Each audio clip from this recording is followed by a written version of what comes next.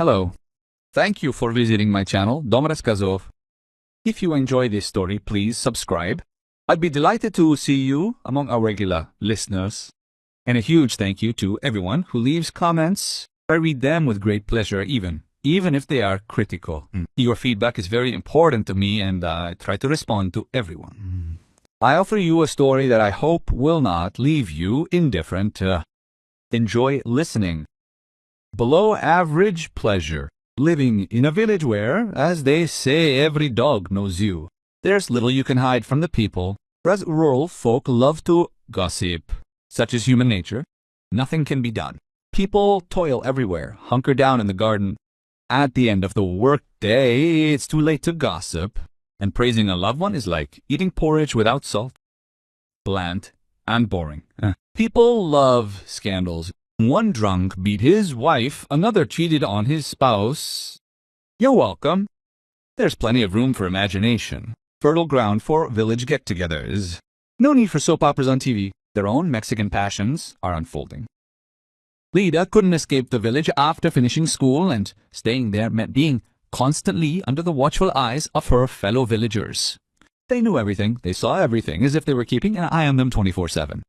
Their neighbors savvy in their personal affairs. The girl infuriated her. She'd done quite well in medical school and became a paramedic. It would seem that living in the city would offer countless prospects and opportunities, but fate apparently cannot be avoided.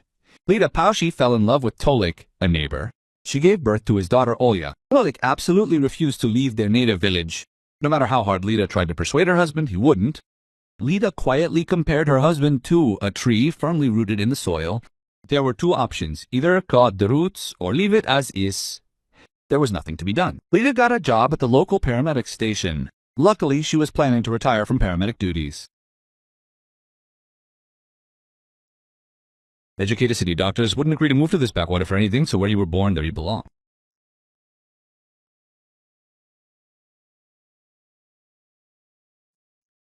At first, the young his mother-in-law doted on Lida.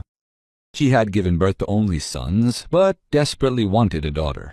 So she became Lida's daughter, calling her affectionately and tenderly. But Lida was only a daughter in public, in front of everyone. At home, a completely different life awaited her, a training ground for young daughters-in-law. Her mother-in-law never tired of rubbing the unfortunate girl's nose in undersalted soup and a poorly ironed shirt. Of course, this was her subjective opinion.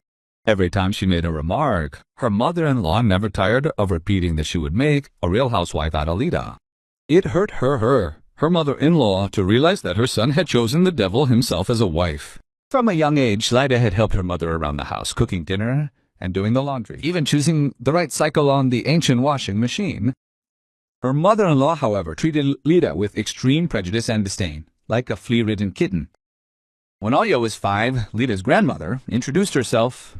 She lived in a neighboring village. Lida often rode there by bike. While her grandmother was alive, they took care of her, bringing her treats. The old woman fell ill. Lida's mother began inviting her grandmother over. It wasn't right for an old woman to be cooped up alone within 4 walls. Lida always refused, hesitating to build a house. The house truly was a sight to behold, sturdy, well-built, and made of high-quality timber. It was this house that Grandma bequeathed to Lida's mother as her eldest daughter. Her mother's younger sister was strongly opposed to her mother's decision, but the people considered it wise.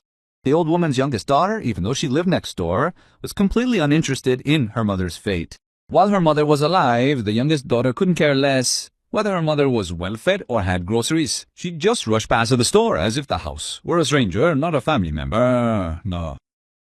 So, Grandma passed away, and the burden of the funeral fell naturally on Lida's mother. Her sister had neither the money nor the time to give her mother a proper final farewell. But when the will was read, the younger sister's indignation knew no bounds. Everyone got it bad, both her mother and the vile sister. She, they say, drugged her mother and tricked her into giving up the house. People laughed at her anger and nodded approvingly. The old woman had made the right decision, and her conscience dictated it. After her grandmother's funeral, Lida decided to move into her grandmother's house.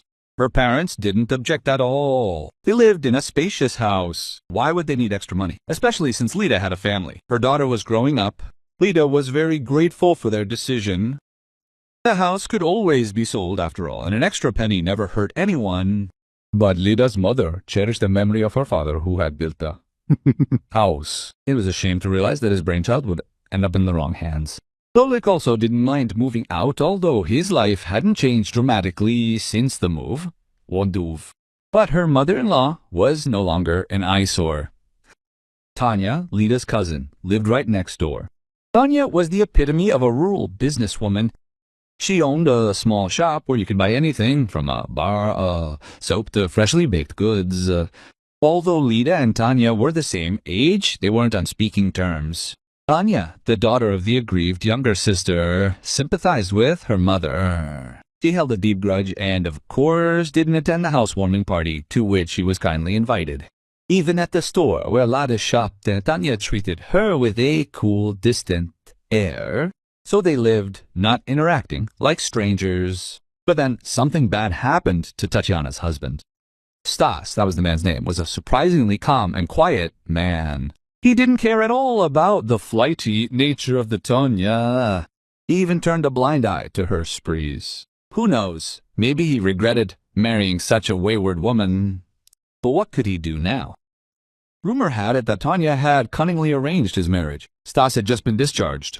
He and Tanya had been out for a bit. She told him she was pregnant. A tried and true ploy. Naturally, being an honest man, Stasik decided to marry her. His mother immediately sensed something was wrong. She started hinting to her son that he wasn't the child's father. How could she explain to such a noble man that he was being fooled? He adored his daughter Sveta and considered her his own, even though many well-wishers tried to open his eyes. So one day, Tatyana came galloping to Lida, having forgotten all about the past grievances. She told him the castle belonged to Stas. She cried like a beluga, wringing her hands in grief. She kept repeating, "Stasik, my Stasik." Lida, a kind soul, instantly got dressed and ran like a bullet to Tanya's house. Stas was lying on the floor in the middle of the kitchen, white as a sheet. He was barely breathing. Lida checked his pulse and exhaled. Alive. Lida began to resuscitate her relative as they had taught him. He quickly came to. Stas sat down on the floor and scratched his head. The fall had left a sizable bump on it. "Women, what happened to me?" The man looked at the sisters, who were leaning anxiously over him. Lida blushed and pulled her coat around her. A robe peeked out. She began to help her son-in-law to his feet. Tatyana hung on the other side, trying to help Lida. Says weighed almost 100 kilograms. By the time the girls dragged him to the sofa, they had sweated everything. Lida began to try to figure out what had happened. "Cross my heart, I don't remember anything. I came home from work, wanted to cook some dumplings." Stas was perplexed. Then bam! Everything went dark before my eyes. I opened my eyes, and there you were. "And do you have these attacks often?" Lida frowned. "A couple of times. It's probably fatigue." Stas dismissed. The man felt extremely embarrassed at having caused Lida problems. "Stas, you don't joke about things like this. See your local doctor," Lida advised. Stas promised he would definitely do so. "And don't delay, it's serious. You don't joke about things like this," Lida said as she left. And so it happened. The local doctor Stas consulted immediately transferred the man to the hospital. The prescribed medications, unfortunately, were only a reprieve. It was very painful to watch this healthy man dry up beyond recognition in a few months. All that was left was skin and bone. Stas was getting worse with each passing day. Chemotherapy had been ineffective. The operation had been pointless. Time was wasted. Tanya was advised to take her husband home and let him live out his last days with his family. Tanya disagreed with the doctors in what decision. She was still young, healthy, and in her prime. She had no intention of wasting her life looking after her husband. Even her mother condemned her actions. "Daughter, aren't you ashamed? Instead of caring for your husband, you're changing men. That's inhuman." Tanya's mother tried to reason with her. Like father, like son, Tanya grimaced. "Look at yourself." There was some truth in her words. Her mother was already married for the 3rd time, and it wasn't a fact that this time would be her last. She didn't mince words. "I did everything legally. I got married, got divorced, and you'll be left a widow. Do what you want. Otherwise his family won't even notice that you have a child. They'll throw you out of the house in a heartbeat." After these words, Tatiana thought hard. Yes, the prospect of ending up on the street didn't appeal to her at all, and she couldn't live with her mother. Tanya began to ostentatiously care for her husband. He couldn't even feed himself anymore. She even asked Lida to help with the care. That kind soul didn't dare refuse. It was hard to care for a bedridden man alone. She cordially agreed. Lida's house was as different from Tanya's as a small house from Baba Ida's. Tatiana was a mediocre housekeeper, or rather a complete failure. She kept the house in complete disrepair, even making up an excuse, and she was tired at work. Cooking dinner for Tanya was simply beyond imagination. So Stas and his daughter scraped by on canned pelmeni. Alida witnessed this disgrace. She began cooking homemade food for her relatives and feeding them what she cooked for her own. Sometimes she asked Tolek to take soup or fried potatoes to Tanya's house. Oh. It's easier for a man, and it's easier to find common ground with a man. And it's hard for Lida to toss and turn Stas on the bed alone. Time passed, and Tolek himself began to show enthusiasm. He delivered food to his relative's house. Stas soon passed away. The bony woman took him in. Tolek immediately volunteered to help with the funeral. Lida couldn't understand how Tolek, who seemed so rude on the outside, could have so much warmth and understanding. But nevertheless, she was very happy with this change. Tolek had generally been a rude person, very stingy with compliments. He'd never carried a bag from the store, and flowers were out of the question. Even in her youth, when they were just starting to date, Lida understood it's hard to run a household alone without a husband. She often asked her sister if she needed help. She let Tolek go with peace of mind. He might fix the roof or fix the fence. The neighbors made fun of the girl. Look, I'm afraid before you know it, he'll start helping Tanya in bed. Lida just waved it off. What did he need this Tanya for? Well, she's a little 3 years younger. She dresses like a young woman in the same department as her daughter. Yes, her makeup is too bright like a Christmas tree on New Year's Eve. It's all pretense, but in Tanya's house, there's complete chaos. If she runs a broom through the corners once a month, that's some achievement. Lida, she dresses tastefully, and for her age, the house is in perfect order. Tolek can't even look at pies anymore. Such abundance, and not even mentioning feminine affection. Basically, Anatoly lives like a cat next to a bucket of sour cream. No, they don't look the other way, but as it turns out, they do, and they stare. Lida came home one day a little earlier than usual and saw her husband doing something very strange. Their suitcases, the kind you usually take on vacation, were standing in the middle of the bedroom.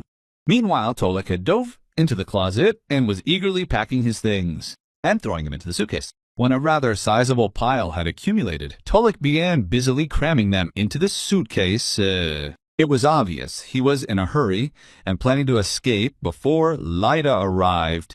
No, she didn't give him that satisfaction. Noticing Lida watching him, Tolek became enraged. He let out an angry shout. Why did you show up so early? Tolek, what's wrong with you? Lida stammered in surprise. I left early. There just weren't any visitors. I told the guard. If anything happens, have him send emergency cases home. I have a ton of work to do in the garden. And the piebald cow is feeling ill. I'm worried about her. The piebald cow is Lida's favorite. You're a real pain in the ass, Tolek muttered through his teeth. He began packing his things into the suitcase more energetically. Why are you packing so carelessly? Lida asked stuffily. And anyway, what's going on? What's going on? Tolek asked angrily. I'm sick of you. That's what's going on. I don't love you. I get it, and I never loved you. I'm leaving you. For the woman I love, by the way. You're not even fit to hold a candle to her. Alida slumped down on the chair next to the door. That was a joke, right, Tolek? The girl groaned. I'm in no mood for joke. I was waiting for Olya to finish school, but I can't stand you anymore, damn you. Anatoly growled like a wild animal. And may I know the name of your sweetheart? Lida summoned all her sarcasm, though it wasn't easy. And then Tolek pinned Lida to her chair with one word. Tanya? Lida didn't understand at first. Which Tanya? Tanya. My sister. Some call her Tanya, some call her Tanyusha. My beloved woman. Tolya blurted out proudly. Oh, what a woman. He even started humming a popular hit by the group Freestyle involuntarily. Suddenly, realizing it, he began listing all the virtues of the impudent saleswoman, Cleopatra, and a real hurricane in bed, a real sorceress. Tolik got so carried away listing Tanyuka's virtues that he even forgot to whom he was listing them. Lida found it very unpleasant to listen to. "Stop, table," she muttered. She was very uncomfortable listening to her husband advertise the virtues of his flighty cousin. Tolik only chuckled maliciously and picked up the suitcase, now rushed towards the exit as if there was a fire. Lida watched him go with a mute gaze. What could she say in response? Fall on her knees and beg Tolik to stay? The thing was, Tolik was expecting such a reaction, because on the way out he slowed his pace, as if waiting for something cherished. Tolik, come back. Not waiting for these words, Anatoly turned around and said theatrically, "Goodbye, Lida. You're a very good person, but not my destiny." It seemed like a scene from a hackneyed soap opera. "Olya, I won't leave you. I'll help you, but you can't command your heart. You understand." The unfaithful husband sighed. "Forgive, and farewell, Lida." Lida sat on a chair, frozen like an ancient sculpture. She sat there motionless until Olya returned from school. She called loudly from the doorway, "Are you home, Mom?" But there was no answer, and the girl went searching through the house. The girl entered the bedroom last. "And there you are!" Olya exclaimed joyfully, seeing Lida. She leaned over and kissed her mother on the cheek. "Svetka kept nagging me at school today that our daddy was going to live with them." "That's a lie. Tell me, Mom." "It's true." Lida whispered and burst into tears. She finally broke through. The tears kept flowing, and the poor woman couldn't calm down. Yawn.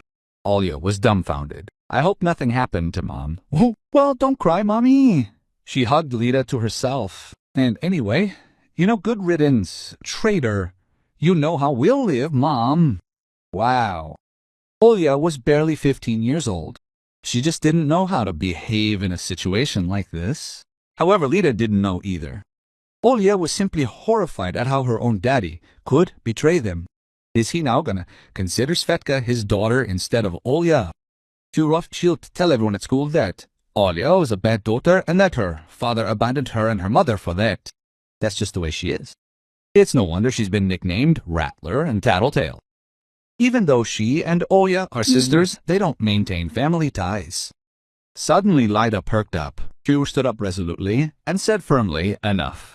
We've forgotten. There really is someone to suffer over.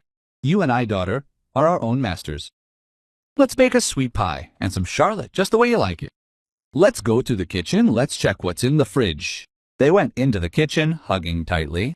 The two began making the charlotte as if no sad event had happened in their lives. Soon the kitchen was filled with the magical smells of fragrant charlotte with cinnamon. What Lida and Lida were surprised by was Tolik's sudden appearance on the threshold. Lida looked at her husband in surprise, who was already in an incomprehensible state.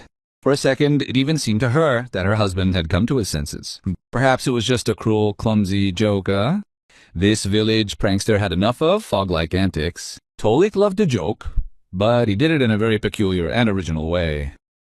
But the man was without a suitcase. He walked around the kitchen, coughed, and blurted out, Well, a feast during the plague. Father left the house, and they are baking pies." "And why not?" Lida retorted calmly. "To what do I owe the visit? Such a handsome man." This was clearly a reference to the film Love and Doves, which Lida loved. "So what do you need?" Lida asked. "I wanted to check on Olya's dog again. I complained about her yesterday." Tolia answered casually, as if nothing had happened. "It's too late to drink Borjomi. I took it to the shoemaker yesterday." "The backpack?" "The backpack is already as good as new," Lida answered. Meanwhile, Olya took the treasured charlotte cake out of the oven. Enchanting aromas floated through the kitchen. On the table, the apple pie looked very attractive, fluffy, and ruddy, just like in the recipe picture. "Maybe you'll treat me to a piece?" Tolia swallowed. He adored the baked goods of his wife, now ex-wife. "The confectionery factory didn't count on you," Lida answered. "You, man, run home to your young wife. You're probably planning a gala banquet there." "What charlotte? Tatiana will probably appreciate you with a variety of dishes." Olga just burst out laughing at her mother's clever joke. She was afraid that her mother, upon seeing her father, would weaken and humiliate herself. But fortunately, that didn't happen. Oleg sighed or sobbed, it wasn't clear, and wandered toward the exit. He couldn't tell his ex-wife that Tanya had only fed him with a kiss and a tight hug. As for the culinary scene, it was chaos. Tatiana gets very tired standing behind the counter. It wasn't in her plans, punching over the stove in her free time. All Tatiana could manage was pizza and beer from the store, of course. Such a modest banquet. Is minimalism really trendy now? Oleg left his once native home and wandered toward the center, where there was a 24-hour store. For beer and pizza, of course.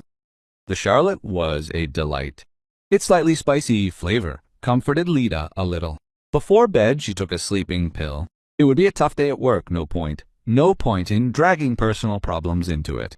As she drifted off, Lida thought about how the village would gossip about her now. They'd probably call her a bad housewife and wife. How could it be otherwise? People say people don't leave good people. You just have to endure it. Time heals all. A week or two would pass, and a new victim would be found in the village. Lida would be forgotten. But then the pill began to take effect, and Lida drifted into a heavy leaden sleep. The next day brought the small comfort of work. At work, there was no time to think about family problems. People flocked in as if they'd been packing for days. An injury here, a cold there. The third one even had to be sent to town with a bad tooth. And each of the patients looked at Lida strangely, as if trying to find something special in her appearance. Or maybe they wanted to ask them, but tact was out of the question.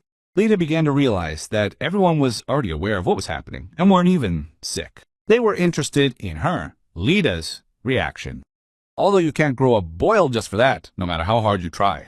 Lida had already begun to calm down, chalking it all up to her imagination.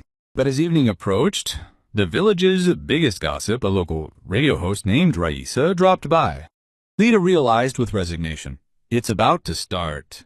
What? If Raisa shows up on the doorstep, don't expect anything good. So the whole village knew what had happened in Lida's family. Hello, Rhea blurted out from the doorway. Lida nodded curtly in response. She glanced questioningly at the gossip. What do you call it? Raka mumbled. It was obvious that in her haste, the magpie hadn't come up with a cover story. What's hurting her? I was about to ask. Rhea blurted out and fell silent. Lida was about to burst into tears in the gossip's face. How ridiculous this Rika looks. But she's an open book, honestly. I'm listening. Lida politely tilted her head to the side. My hands hurt. They're twisting so much. I can't stand it, Raisa declared. She began to look around furtively. What is she looking at there? Lida thought in surprise. Is she really interested in thermometers and enemas? And if it's what I think, then let her go to Tanya. Everything interesting is there. Having thought this, Lida said, Hans, that's serious. You need to go to the district. You need to conduct a thorough diagnosis. What if it's gout? I can't tell by eye. I'll write you a referral now. How? Raika pretended to be a fool. What? How is it? In fact, she had already forgotten that she had lied to Lydia about the reason for her visit. Suddenly, she came to her senses and blossomed. Yes, a referral. Write it out, Lidochka. I can't stand it anymore. I'll write it out in a second. Lida played along. She understood Raika's whole idea with the hand. And your Tolekis isn't going to the district. Raisa continued to fool around. Otherwise, you would have given me a ride. You know everything perfectly well, Raisa. Stop putting on a comedy act. Lida tried to be polite. All questions for Tatiana. The reception stopped being languid, as the great schemer used to say. So, is this true? Raisa threw up her hands. What a dog. Everyone in the village is gossiping. Yeah, I don't believe it. She was very sorry that she wasn't the first to know such hot news. That's all, Lida inquired. She held out Raisa's direction, signaling that the reception was over. She rose from the table and headed for the coat closet. Raisa stood for a moment considering whether to join Lida on the way home. She might learn something piquant along the way, something she wouldn't be ashamed to tell the women later. But Lida's entire appearance suggested that the gossip would be better off alone. No big deal. Raisa's imagination knew no bounds. By the time she got to the gossip, she'd definitely come up with something. Lida returned home and began bustling about the house. There was dinner to cook, dusting to do, and a whole host of other chores to do. Having finished her chores, Lida went out into the yard. There was plenty to do there, too. No time to mourn. She needed to move on, even without a table. One thing, Lida dreaded the coming night. Lying in bed, she would once again begin to remember her sister's betrayal, and most importantly, her husband. It wouldn't have been so upsetting if he'd chosen someone other than Tanya, but here was a double whammy. Lida was already starting to come up with the most improbable theories. What if this was Tanya's revenge for her grandmother's house? The smell of chicken baking in the oven distracted her from these bad thoughts. The last thing she needed was to ruin the meat. Incidentally, Lida loved to cook. If there had been a culinary course or college nearby, she would have enrolled in it without a second thought. Although she really liked medicine, too. Lida loved experimenting in the kitchen, inventing something special.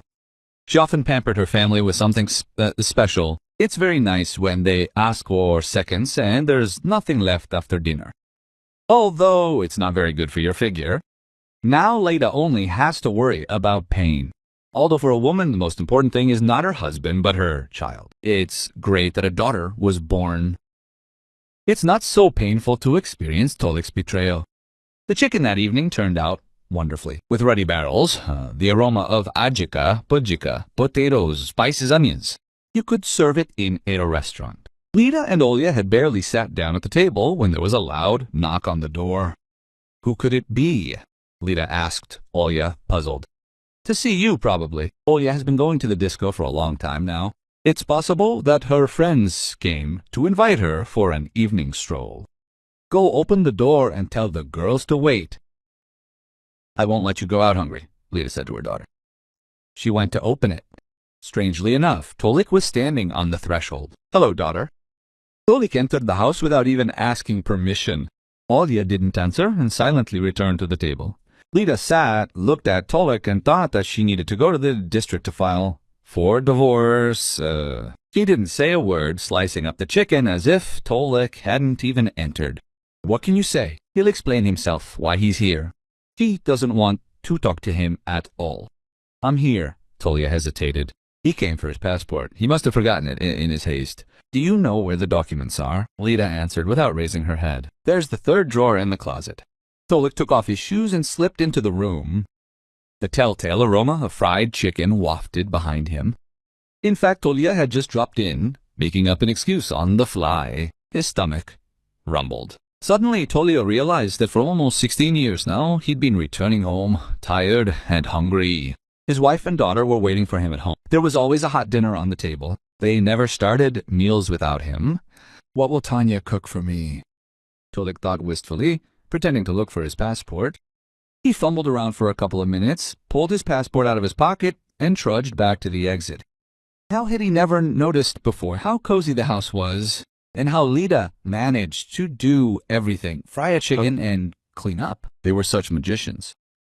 He recently reprimanded Tanya about the dirty floor. She'd barked at him like he was a drunk who'd come to borrow vodka. But Lida's floor sparkled with impeccable cleanliness. They seemed like small details, but now they were so important, so familiar somehow. Everything is relative. Wise people say that for a reason. Passing the kitchen, Tolik couldn't resist swallowing so loudly that Lida and Olya heard it. The sight of chicken with crispy potatoes was like a magnet. Tolik even closed his eyes, imagining the delicacy in his mouth. He'd already put on his shoes and started to open the door when he heard Lida's voice. Olya will offer us something to eat. The hapless man rejoiced. But his chicken fantasies were not destined to come true. I'm going into town tomorrow. They'll divorce us without your presence. We have nothing to share. I'll present you with the fait accompli, she said to Anatoly. Lida's voice was dry, even formal. Divorce? Tolia turned on the fool. Why is this? How can I understand why? Lida retorted. You have a new family now, and it's time for me to think about my personal life. So soon you will be completely free, Tolik. The man jumped out into the hay, slamming the door in anger. Lida didn't understand anything. She thought that Tolia would be glad that he didn't have to go to the city. A couple of minutes later, Tolik was already entering Tanya's gate. He walked across the yard and was amazed by the abundance of junk that was scattered chaotically. Everywhere, weeds and boards were all around, some kind of iron and not a single flower. Lida's yard resembled a greenhouse. She really loved flowers. Tolik entered and sniffed. What would his beloved woman feed him? The house smelled of anything but food. Instead, there was the smell of stale bed linen, dampness, and something else unpleasant. Tolik sighed, undressed, and trudged off to the living room. Tanya was sitting at the table, busily doing her manicure. She was busily painting her nails, an indecently bright red. She even stuck her tongue out from the effort. Quite a sight. Tolik remembered once asking why Tanya had such long nails. It was so inconvenient. Then Tatiana had ridiculed him, calling him a simpleton. Every Hollywood actress has nails like that. What does this have to do with you? Are you even in movies? Toya responded innocently to those words. How can you even imagine working with them? And my beloved man will do everything for me, Tanyuka blurted out. He won't let me do peasant labor. Tolik muttered something, then not attaching much importance to those words. Moreover, they had other things to do on the soft feather bed. Now, however, the man perceived Dahlia's words somehow differently, as if he were looking at the dragonfly from Krylobov's fable, like an ant. He walked up to his wife and kissed her tenderly on the top of her head. "Hello, darling," the table said as softly as possible. "What are you doing?" He just asked. It was obvious that Tanya wasn't into frying. "Yes, I'm trying out the new nail polish. Do you like it?" Tatiana purred. "This is the latest collection. Do you know how much this nail polish costs?" Tolik was even embarrassed to ask how much. He was more interested in getting an answer to a more mundane question. "What's for dinner?"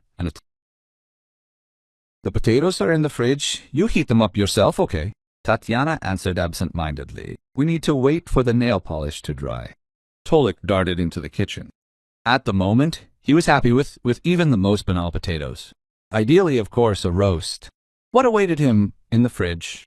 He opened the fridge and sighed. Yesterday's mashed potatoes, which they hadn't finished, looked sadly at him. There was no hint of meat at all.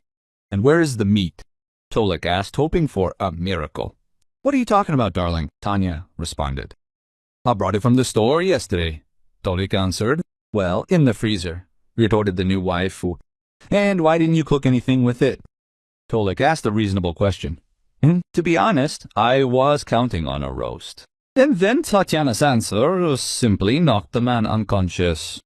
He certainly didn't expect to hear that from her. He was counting on "cook it yourself." Without batting an eyelid, Tatiana blurted out, "By the way, I work too." "No less than you, by the way." "If you're such a busy woman, you could at least have thrown it in a pot." Tolik began to get angry. "You could have just cooked the meat." "No fuss. I'm a man. I work physically. I want meat." In his anger, he pulled out a pot with loathsome potatoes and threw it on the table. Why are you so nervous?" Tanya replied peacefully. "Hey, fry yourself an egg if you don't want some potatoes, ye? Look, Svetka will finish her food. She loves potatoes." "How can you not understand? I need normal food." I understand. I don't like gobbling up yesterday's leftovers, especially without meat." Tolia is seriously annoyed. "Don't confuse me with your ex. I'm not your cook." Tanya raised her tone. "I was given to men to make them happy, to love them. Got it? You don't like something. Nobody's stopping you. You haven't forgotten the way yet." She pointed a finger with a brightly painted nail straight in the direction of Lida's house. Tolik calmed down immediately. "Okay, let's leave it at that." He hugged his passion and kissed her on the cheek. Why was he so worked up? He saw who he was leaving Lida for. Tanya had never worked in the kitchen. What did he want from her? He remembered how Lida fed the family her pickles. But he hadn't chosen her for the salads or the pies. Tolik sighed, put a frying pan on the stove, and poured in some oil. Scrambled eggs, so be it. While the stove was heating up, Tolik reached into the cupboard for a spoon. Strangely, there was no cutlery. He glanced at the sink and turned pale. Spoons and forks were scattered among a mountain of unwashed plates. Every single spoon and fork was dirty. He must have turned around and started washing the dishes. Then he poured potatoes into the frying pan and thought that with this kind of diet he'd soon get an ulcer. Maybe he should visit his parents tomorrow, at least have a proper meal. No, that's out of the question. The man remembered how his dad had castrated him over the phone, saying his son had disgraced their family throughout the village. No, going to his parents wasn't an option. While Tole cooked himself a simple meal, he reflected on his past life. He definitely never set foot near the stove at home. He considered that exclusively a woman's job. He'd eat, push his plate away, and watch football. And Lida was practically wiping his nose, so caring was she for her husband. But now his loved one was nearby. No need to hide in the corners of the stannies.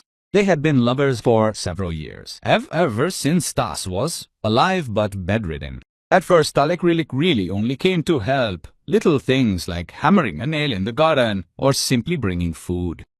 And one day, when Stas was really ill and tired, Tanya and she were exhausted from changing his bed sheets and performing his rituals. That's exactly what happened. Then Tanya invited Tolek into the kitchen for tea. Where there was tea, there was vodka. Tolek was wrong to drink, but he wasn't averse to a couple of shots with his sister-in-law. After that, as they say, the devil got the better of him. Tanya leaned close to Tolek and began kissing him passionately. She whispered passionately in his ear that she couldn't bear to languish alone any longer. She was young, she needed a man, and Stas was already a man in name alone, and there was no one to pity her or caress her. Tolek returned home later than usual that day. It was already late at night.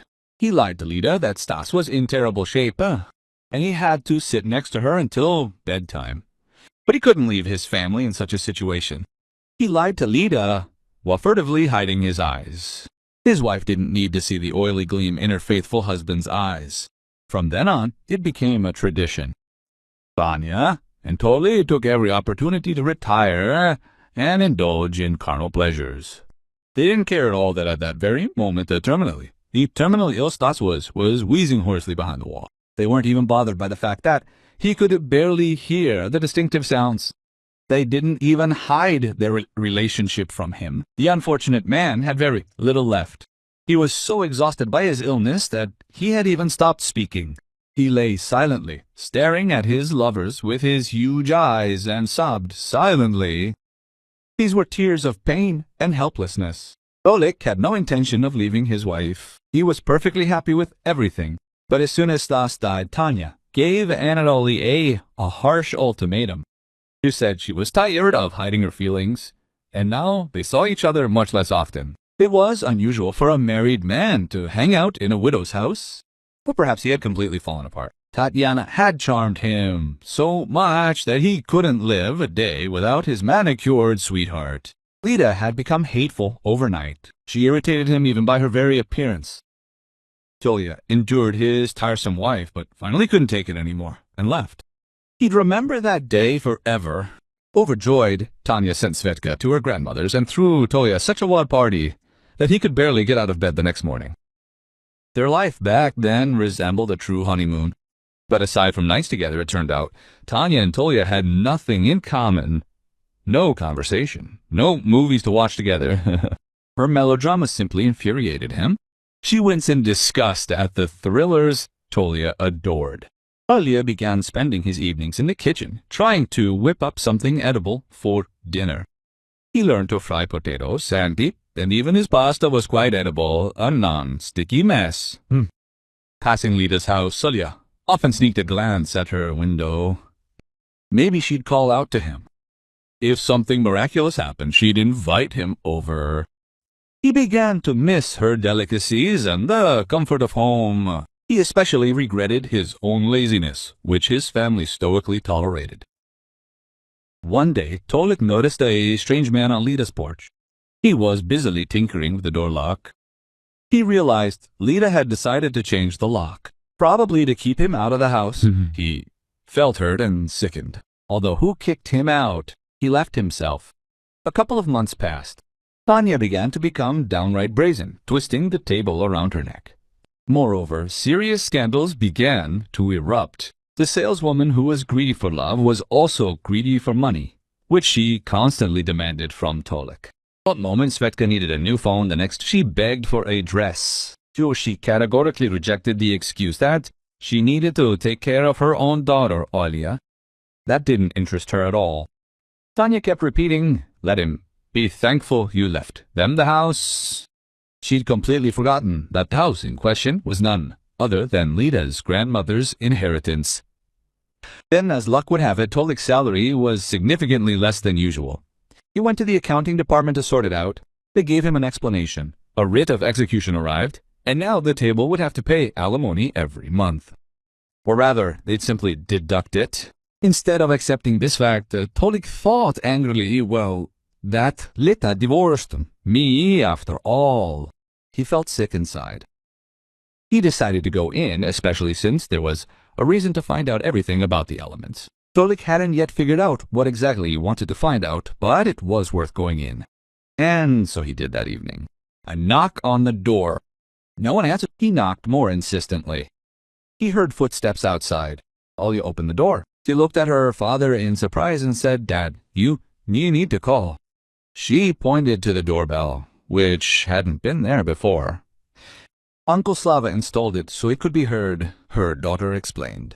"Who's Uncle Slava?" Tolik asked, warily. "What's wrong with you?" "If you're visiting Mom, she's not here," her daughter replied dryly. "She was at the movies with Uncle Slava." She looked closely at her father, studying his reaction. He pretended to be completely indifferent to this information, but the jealousy instantly flared inside. Imagine, Litka was already running around with the guys at the movies. "Shall I come in?" Anatoly asked.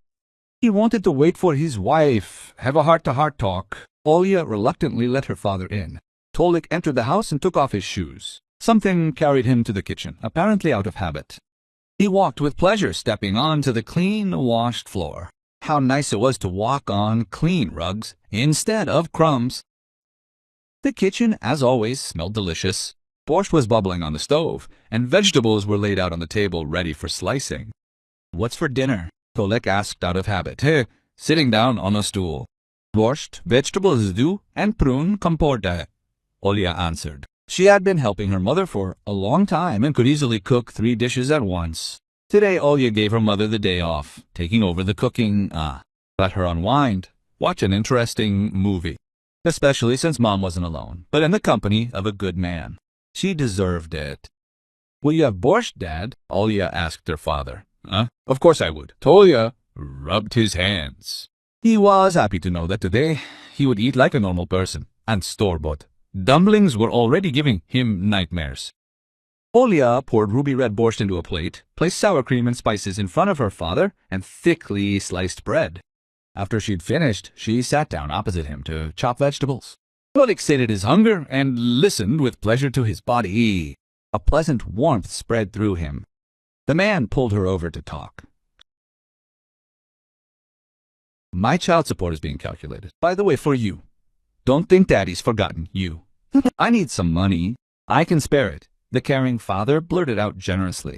"Yes, let's, Olya agreed, but no less than what you give, Svetka. Otherwise, she's been nagging me about you spoiling her for weeks." Tolik immediately became despondent. He already had to talk to Tanya about child support. And his own daughter was fleecing him. It wasn't enough that the state took it for her. There was bound to be a scandal at home. And who the hell was pulling his tongue? The collective farm millionaire. He hadn't expected Svetka, to be wagging her tongue.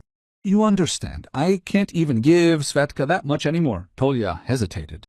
"Now they're withholding child support. It's your money, by the way." "I see. And how much will you give Svetka now?" Olya asked sarcastically. She found it both funny and disgusting to watch Ukavadit, father haggle. Tolik didn't have time to answer. The front door opened, and Lida and some tall, burly man appeared in the hallway. They were talking animatedly about something and didn't immediately notice the guest. Lida went into the kitchen to say something to her daughter and found Tolik there over a bowl of half-eaten soup. "What kind of people?" Lida clasped her hands. Tolik didn't like his ex-wife's intonation at all. "And to what do we owe your visit, sir?" Lida didn't let up. "Hello, Lydia." Tolik greeted her a little too formally. He stood up from his chair and walked toward Lida. "Who is that?" He nodded toward the tall man. What's wrong with you? Lida narrowed her eyes. I don't get it, Tolik said, taken aback. I'm the father of your husband. Lida burst into laughter. She hadn't laughed like that in a long time. Maybe only in her youth when Tolik started courting her. Forgive me, but this is none of your business. Who gave you the right to ask me such questions? Lida retorted. Husband? What kind of husband are you to me? Didn't you get a divorce stamp in your passport? Tolik remained silent. Then go to the registry office. Get a divorce certificate if you don't believe me, Lida persisted. Lida, I believe that. My salary was cut today. Your alimony was withheld, Tolia muttered. Ours. I don't need your damn money. I'll get by somehow. And my daughter needs to worry. Didn't your mother tell you that? People are gossiping about you, Lida added. You traded your own daughter for someone else's child. I don't get involved in gossip, and I advise you not to, Tolik grumbled. He glanced at the man standing silently to the side and decided to focus on him. Why are you hanging around my wife? He almost pounced on the calm man. 3 pairs of surprised eyes instantly looked at him. What a brazen nonsense he'd blurt out. But maybe he didn't expect such stupidity from himself. But a word is not a sparrow, as they say. He was offended in a purely masculine way by the fact that a strange man was near Lida. In short, Tolik lost control. Okay, stop, Lida said. She realized her companion was about to say something harsh and rude in response, matching Anatoly's tone. And what kind of wife am I to you? Lida snapped at Anatoly. Are you out of your mind? Your wife isn't here. She lives 3 houses down. She's probably baking you a cabbage pie right now, while her boyfriend has broken into someone else's house and is pestering strangers. Lida's words hit Tolia like a cold shower down the back of his neck. What difference does it make to you who it is? I'm a free woman. I'll decide for myself who I'm with.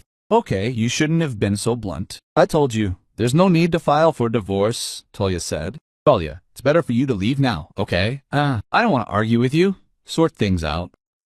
Tanyucha is waiting for you there with your salary. Go home, don't keep your beauty in suspense. Lida wanted to let the situation slide. Lida knew it was a magpie. How Tolik complained to the guys at work that his new wife was fleecing him. The poor guy can't even buy himself a beer. Okay, I'll leave, but I'm not saying goodbye. We'll talk about this again. Tolik decided to retreat. Yeah, I'm waiting. Come back. Just know that you're not welcome here. Got it. Lida decisively showed her ex the door. As soon as he left, Lida looked up at Slava. Forgive this misunderstanding. What a goose. Such a barmat. Nothing can be done. I'm afraid I'll be bothering you for a long time if he sees you nearby. He's like a dog in the manger. Don't worry, Slava replied cheerfully. If anything happens, I'll show him his place in a jiffy. Rest assured. Let's have dinner instead, Magu. Dead. Good. Olya, who had been silently watching this argument, stumbled and began to set the table. She could push. Wow, Slava exclaimed during dinner. Lida, she'll soon surpass you in the culinary arts. The man devoured his food and didn't skimp on compliments. Olya was pleased to listen to him. She even blushed with joy. She herself had expressed a desire to cook dinner and was very glad that her efforts were so highly appreciated. She would have been much happier for everything to be as before, for her own father to be sitting at the table now. But it turns out that this stranger treats her better than her own father. He's already forgotten she even exists. That's obvious. Vyacheslav appeared in Lida's life quite recently, a month and a half ago. He came to the first aid station to pull out her nose. The damn thing was stuck so deep in her palm that there was no way to get it out himself. It happened while Slava was fishing, bailing water out of the boat. He was an avid fisherman and devoted all his free time to fishing. The best fishing was in a private pond that a businessman had bought. He stocked it with fish, and soon the pond became the most popular fishing spot in the area. The businessman charged cheap, but the tin was royal. You can't argue with that. Incidentally, all the money collected went toward buying new fish. So it's like a cycle of fish in nature. So Lida takes the splinter out of her palm, treats it properly, and keeps the conversation slow so Slava won't feel too much pain. They had a lot in common, from movies to books to TV shows. And when Lida went outside that evening to close up shop and head home, she noticed Slava standing discreetly to the side. Stayed. Did something happen? Lida asked worriedly. Does your hand hurt? That's reasonable. The splinter could indeed not only cause pain but also lead to a serious infection. Slava shook his head. He smiled and invited Lida to take a walk along the lakeshore. I'm sure you don't go there often, Lydia. Slava smiled softly. It's very beautiful there. Take my word for it. Vida readily agreed. Why not? The man was very nice, polite, and gallant. His manners were impeccable. No, maniacs definitely don't look like that. Besides, Lida certainly has nothing to fear in the village. All the residents knew each other well. By the time they reached the lake, everyone would know exactly who was going where. It would be in full view. Her beau was unlikely to risk anything nefarious or dishonest. If they walked, the lake was 5 kilometers away. But Slava had his own car, which he used for fishing. They decided to take it for a ride. Lida recalled her daughter telling her that the businessman, besides the fish in the pond, also took care of the people. He had equipped a wonderful recreation area, brought sand for the beach and shopable and cozy gazebos, and even built a playground for the kids. Lida had always wanted to ride her bike to the lake and see this local curiosity, but she never found the time to relax in nature. Either she was overwhelmed by the workload, the housework, or the chores around the house. Lida was quite surprised to see how dramatically their lake had changed. Slava led Lida around the grounds, pointing out the local beauty spots and enthusiastically describing what had been done and what was planned. Lida listened to his passionate and enthusiastic account, and then a thought suddenly flashed through her mind. She asked casually, "How do you know so much about the lake? It seems as if you yourself were involved in the creation of this unearthly beauty." "And that's right, a very direct hand." Slava laughed. "You're probably some kind of builder or engineer?" Lida continued to inquire. The man didn't answer and changed the subject. Lida was surprised, but didn't show it. Who knows, maybe Vyacheslav didn't want to answer. Actually, that wasn't all that important to Lida. They walked along the shore, pensively gazing at the lake's mirror-like surface. Suddenly, Slava said, "I'm an engineer, a land reclamation specialist, and I beg your pardon." "And I'm a doctor." "Nice to meet you," Lida laughed. Slava looked at Lida intently and realized she had made a very strong impression on him. He'd sensed it immediately, even when he'd walked into the office. She had captivated him with the aristocratic demeanor and appearance. It was difficult to put into words, but it was palpable. Marina was slightly embarrassed. She had a hard time understanding what people with Slava's profession actually did. All she knew was that it was closely related to water. That was the extent of her knowledge of the industry. Asking for more details was awkward. Lida was afraid her attractive companion would take her for ignorant, and she suddenly found his opinion of her very important. Meanwhile, Slava enthusiastically talked about the prospects of this wonderful recreational activity. He had a rare gift for oratory and an excellent storyteller. What could go wrong here? And there will be fishing competitions, and a hotel will be opened so that the fishermen who have come from far away feel as comfortable as possible. And will the construction on nature not affect the ecology and cleanliness? Lida asked, worriedly. "Oh, come on, Lidochka," Slava laughed. "I definitely won't allow that, and my profession, too. After all, I make the most thorough calculations. Everything is going very well so far. It turns out that we are doing even better." Lida tilted. "This lake," Slava continued, "you probably remember what it was like. Another 5 years, and there would definitely be nothing left of it. It needed to be cleaned at least occasionally. And who did that? That's the thing. No one. Yes, the man was right. When Lida was still a girl, she could disappear for whole days in the summer with her peers on this lake. The water was so clear, so transparent that even if you waded in shoulder deep, you could see your feet on the bottom. And what's with feet? You could even see the bottom itself, with its sand and small pebbles. Lida remembers swans nesting on the shore. Back then, there was plenty of fish, a haven for these noble birds. Then, the water got smaller and smaller. Numerous floating islands appeared, eventually filling the entire surface of the reservoir. There was absolutely nowhere to swim unless you waded knee-deep and splashed around. The beach was overgrown with lush grass and reeds. Only alcoholics would gather there. I remember what this lake was like when I was a child. It was exactly like it is now, clean and clear. Ones will probably come here too, Lita asked thoughtfully. I haven't seen any, but I'd really like to see them. But that's okay, we'll definitely see them eventually. We just need time for this, Slava said confidently. You know, I would thank this businessman on behalf of the entire village. It was immediately clear that he was a good man, and I bow low to.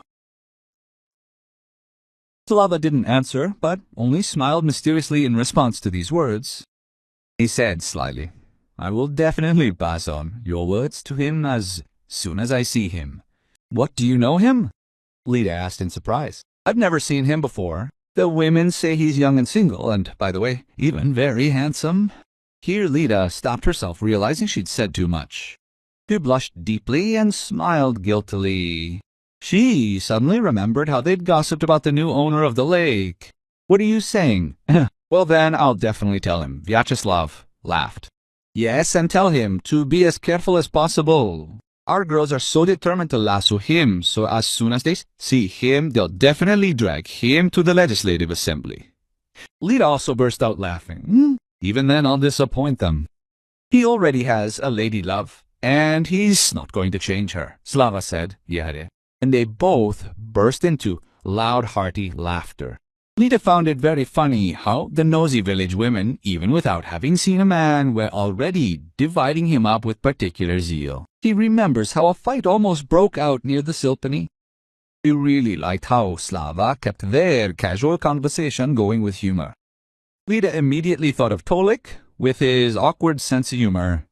She found it doubly funny. After their walk by the lake, Slava began visiting Lita at work quite often. In fact, he did so daily. They not only walked along the lake, once they even drove to the regional center located 100 kilometers from the village. Slava was there ordering some spare parts for equipment. They were needed to clean the lake. Though he invited Lita to join him, saying it was boring. To while away the time alone on the road, he planned to stroll around the city, sit in a cafe, and wrote Pusta at the amusement park with him. After work, they stopped by Lita's home. She needed to change. Slava noticed that Olya was very upset. She really wanted to go with them, but she was too shy to ask. The girl understood that the adults wanted to be alone. Suddenly Slava himself offered to take her along. Olya simply jumped for joy. She wanted to throw herself on his neck, but decided against it. It felt somehow awkward to show such feelings, even with a very good man. Slava quickly finished all the chores in the city. He informed the girls that they had 4 whole hours of free time. They should be back not too late because the next day they had work and school. They wandered the city streets, admiring a quaint building. Lita noticed that her daughter was very interested in architecture. It was a sincere, genuine interest. Olya asked about everything, stood for a long time near the buildings, examining everything down to the smallest detail. She excitedly took pictures with her battered old phone and then pored over them for a long time. Lita smiled. So her daughter had decided what she wanted to do with her life. Then Slava invited them to her favorite cafe. There were about 20 kinds of ice cream. Olya didn't know what to choose. She wanted to try them all. She spent a long time choosing what to order, even blushing with effort. At the end of the trip, they stopped at the largest supermarket in the city. Olya had only seen stores like this on TV. Getting around all 3 floors was no easy task.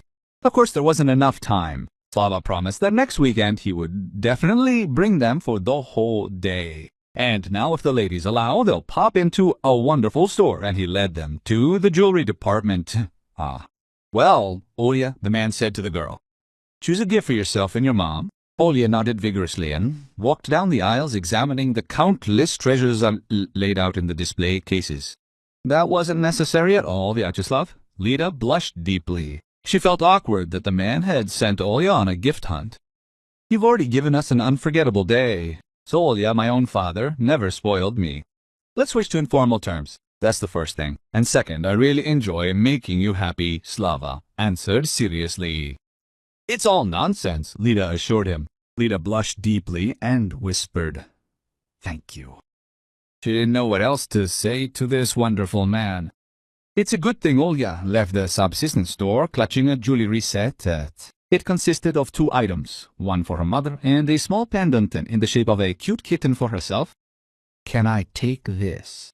she asked the man timidly. She handed him her choice, very embarrassed.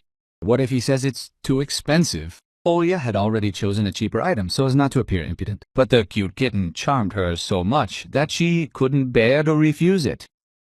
Vyacheslav took the jewelry for Lida. He handed it to the woman.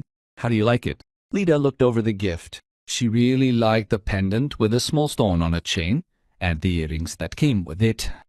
"Olya's great. She knows what I like." "That's accepted," Lida joked. Slava smiled. Olya jumped with pleasure. The set wasn't cheap, but it would look so beautiful on Lida that she simply had to take it. "What did you choose for yourself?" Slava asked Olya. She handed him a kitten. "Excellent choice. I like this bird." Olya carefully examined the girl's choice. "Or is it a cat?" She'd already thought of a name.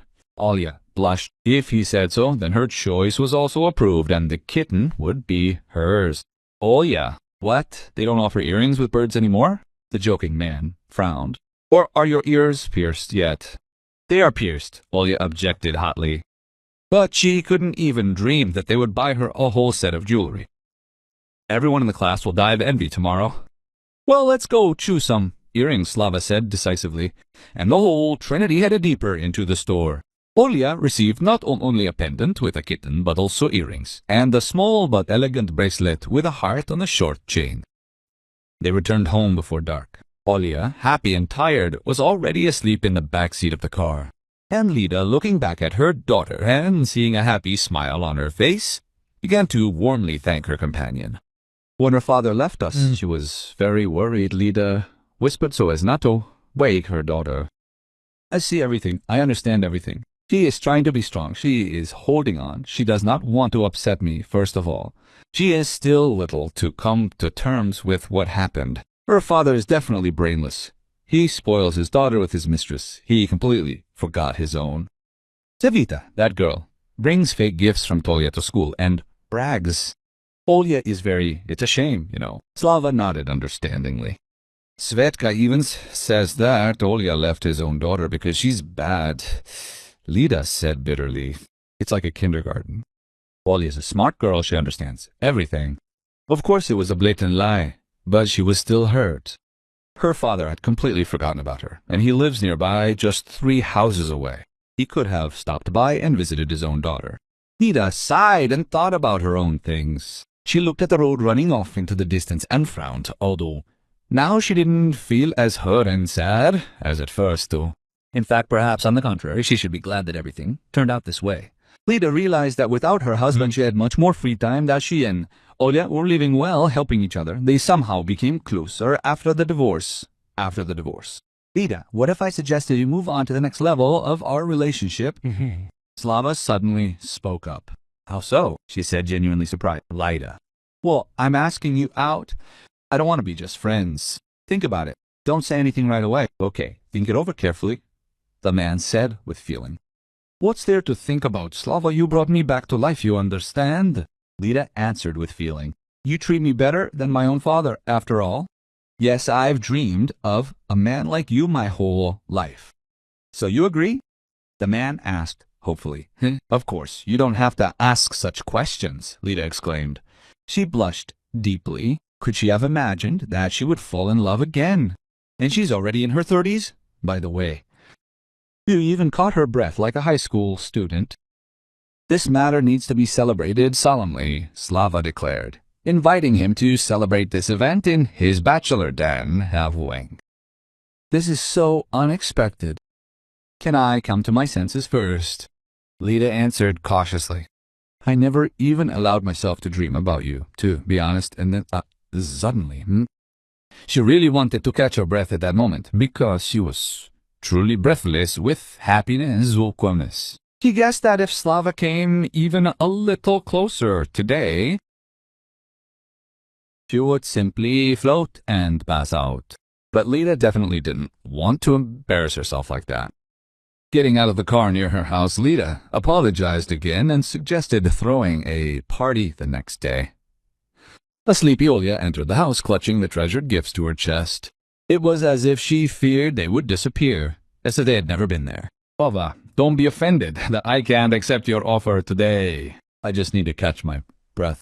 And tomorrow I'll go to the ends of the earth with you, Lida said with feeling libidy. But can we beg for one kiss in advance, or should we reschedule? Slava asked slyly. He realized that women like Lida simply didn't exist in the world. What kind of fool would you have to be to leave such a woman? Lida smiled and said, You can kiss her on the cheek, that's all. That's all. Slava asked jokingly. You're a big boy. Lida rolled her eyes. Well, think about it yourself. A real flirtation had begun. Lida was already openly flirting with Slava. She really enjoyed this teenage fun. Slava leaned over a little, touched his lips to Lida's cheek. He couldn't resist, hugged Lida tightly, and pressed his hot lips to hers. Lida reciprocated. So they stood there, kissing in the moonlight outside the window. A satisfied Olya watched all this. She had been watching them from behind the curtain for a long time. She had been whispering her mantra for a long time. Well, why are you hesitating? Kiss now. She really wanted it. Oh, Mom, a man can't do magic at all. After the kiss, Olya was overjoyed and even squealed softly with happiness. Now it was time to go to bed. The next day, Slava came to Lida's work as usual. No, he wouldn't take her to the lake or to her house today. They were going to his place for dinner. Slava warned them that they needed to go to the district center. He had to send Olya to her grandmother's. Who knows when the adults would return? Olya swore that everything would be fine. Let her mom not worry about her. Slava was visibly nervous. He knew how Lida would hide in the kitchen and was afraid to disappoint her with his culinary surprise. Lida appreciated his efforts. She noted that he was a good cook and was busy in the kitchen himself. Incidentally, Slava's house was impeccably tidy. Lida noticed this too. After dinner, Slava turned on some music. They danced a little. It was more hugs and passionate kisses than a romantic dance. But one can understand the lovers. They were simply inseparable. And then Slava quietly whispered, I love you. Lida stayed with him until morning, oblivious to everything else. As she fell asleep, Lida thought, it's good that Olya is with her mother. She would be scared to sleep alone in an empty house. When Tolik remembered his abandoned family, and all thanks to the alimony payments, Lida and Slava were already dating and in love. They were heading straight for marriage. Olya really liked Slava. He was caring, kind, and generous. He took them out to the city and bought his women an incredible pile of new clothes. Most importantly, he gave Olya a brand new phone with a good camera. Seeing Lida with a man to whom he was significantly inferior, Tolik was worn out. He was so upset that upon leaving his ex-wife's house, he didn't go to Tatiana's but straight to the bar to drown his sorrows. He'd already realized he'd made the most irreparable mistake of his life. Tanya, she was just Tanya. A lazy, dyed-in-the-wool girl and nothing more. He was tired of that. She only thought of herself and had completely forgotten about him, Tolik. And Svetka, her daughter, a naughty girl, was always begging for something. Tolik remembered Olya with warmth, the quiet and calm girl, and even shed a drunken tear. No, Lida wouldn't go back to him. Women don't leave men like it, Slava. Looked down another shot and trudged home, his head hanging in resignation. As he was leaving, he missed the threshold, tripped and tumbled head over heels down the steps. He was never able to get up. Kind people called an ambulance. He was taken to the district where a cast was applied. As it turned out, the fracture was very serious. The injury was very painful, with a long recovery period. The phone in Lida's office was ringing loudly. The woman heard it from the street and hurried inside. Who's calling? It's incredible. Something's happened, Lida thought anxiously. Hello? Lida abruptly picked up the phone. Hello, this is a doctor from the district hospital. We have a certain Anatoly Kuznetsov here. Do you know this man? A male voice asked Lida. He has a serious fracture. Someone needs to pick him up. We don't have the capacity to transport patients. Thank you, I'll pass it on to my wife, Lida replied in amazement and hung up. She immediately dialed Tatiana on her cell phone. Lida had kept the number from when Stas was ill. Hi, Tanya, Lida began politely. What's wrong? Her sister asked rudely. She was annoyed that Lida had called. Tatiana hadn't seen Tolya yet and thought he'd spent the night at his ex's. The hospital called and said Tolya was in the district center. Tolk had broken his leg. Is this serious, Tanya? Lida's voice was agitated. And why did they call you? Tanya asked suspiciously. Not me, but the medical center. Lida was starting to get annoyed by this conversation. Go to the district center and pick up Tolya, do you hear? She hung up and exhaled. It seemed to her that she was calling a complete stranger about some stranger, not her ex-husband.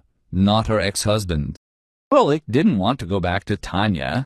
He suspected that the same fate awaited him as Stas, whom the woman barely looked after. He was screaming like a madman and throwing slippers at Tanya. I don't want to go to that, do you hear me? Do you hear me? Tolik screamed at the astonished doctors. They ignored him, silently loading him into a wheelchair and wheeling him out the gate. From there, it was up to Tatiana. Tolik, in a panic, waved his hand in resignation. What will be, will be. Apparently, karma has caught up with him, too. Oddly enough, Tanya proved herself to be a seasoned nurse. She fed Tolik to the brim, changed his bed linen, and even brought a twig from the yard. This was so the hapless drunkard could scratch his leg in a cast. Tolik was capricious like a little child. He was constantly dissatisfied with something. He demanded increased attention and another portion of something tasty. He began yelling at Tanya, sometimes even resorting to outright obscene language. Tanya was terrified of such tyranny. A month passed. Lida came to Tolik to have the cast removed. A wedding ring gleamed on her fingers immediately. Tolik and his sweetheart, Anatoly realized it was over. Now Lida would never return to him. Lida, however, was soaring on the wings of love. She was busily preparing for the wedding. Slava proposed to her beautifully. Olya actively helped him prepare the surprise. The girl became very attached to her future father-in-law. She was happy for both her mother and herself. After the wedding, Slava confessed to Lida that he had kept a very important moment from her. Lida was wary and even frightened, wondering what her beloved had been hiding all this time. However, his answer simply stunned her. Lida, forgive me for not confessing sooner. The entrepreneur we talk so intensely about is none other than myself. You won't file for divorce after this terrible confession. Lida was speechless. Coming to her senses, she began to chase away the grief of her husband and successful businessman around the living room. The noise filled the entire house. Don't ever lie to me again, do you hear? Lida whispered, having run after her husband to her heart's content. Never, Slava promised her. I swear to be honest, and to give only pleasant surprises. They sat on the sofa and hugged. Olya entered the room. What are you doing? She asked. Just running around and relaxing. Lida laughed. It turns out your new dad is quite the original, and a big fan of fishing. The newlywed family waited until Olya finished school and then moved to the regional center. A colossal construction project began on a lake. Now you can not only fish there, but also relax in a hotel with all the amenities. A tired Vyacheslav returned home with a happy face. This is not surprising, because the most precious people in the world were waiting for him there. His beloved wife and daughter. And what else does a person need to be happy? Perhaps only that. Lida got a job at the city hospital, and Olya entered the Architecture Institute. In the evenings, they would gather around the huge table, have dinner, and discuss the events of the past day. One such evening, Lida revealed she was expecting a baby. Olya danced with delight. Slava hugged his wife and asked, What do you want as a gift for this news, my love? I'll bring me a goldfish from the lake. I'll put it in an aquarium and make just one wish. Lida smiled. What is it, if it's not a secret? Slava asked jokingly. I wish I could have met you much earlier and spent my whole life with only you. Lida hugged her husband. They stood embracing by the window, watching the first snow fall on the city. Dear friends, thank you for listening to this story to the end. And now I have a small favor to ask of you. Help me improve the channel. Please leave a few words in the comments. What city are you from? How old are you? And what stories you enjoy listening to most on our channel. Perhaps a story about betrayal and infidelity, strong women, late love, mothers-in-law and daughters-in-law, second chances in life, or family secrets. Your answers help me decide which stories to share with you next. I'd also love to hear what you've been up to today and what the weather's like outside. I always enjoy reading your comments and mentally travel with you through different cities and countries. Thank you to everyone who takes a few minutes to respond. The text was read by Vital from the Dom Audio Raskazi channel. Take care of yourself and your loved ones. See you in new stories.